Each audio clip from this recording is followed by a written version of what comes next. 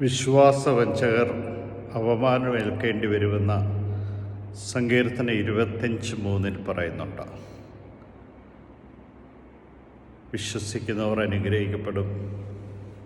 സംശയിക്കാതെ വിശ്വസിക്കുക. ദൈവത്തിൻ്റെ കൃപ നിൻ്റെ മേലുണ്ടായിരിക്കും. എന്നാൽ വിശ്വാസ വഞ്ചകർക്ക് അപമാനമേൽക്കേണ്ടി വരും. പരസ്പരം വഞ്ചിക്കുന്ന ഒരു സമൂഹത്തിലാണ് നാം ജീവിക്കുന്നത്. പക്ഷെ അതിൻ്റെ പരിണിതഫലമായിട്ട് വഞ്ചിക്കപ്പെടുന്നവനും വഞ്ചിക്കുന്നവനും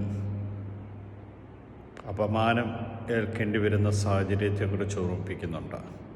കയ്പിനെ മധുരമായി മധുരത്തെ കയ്പായും കരുതുന്നവന് ദുരിതമെന്നാണ് പറയുക. മധുരത്തെ മധുരമായും കയ്പിനെ കയ്പായും കരുതുവാൻ കഴിയുമ്പോൾ ദൈവത്തിൻ്റെ കൃപ നിൻ്റെ മേലുണ്ടാകും.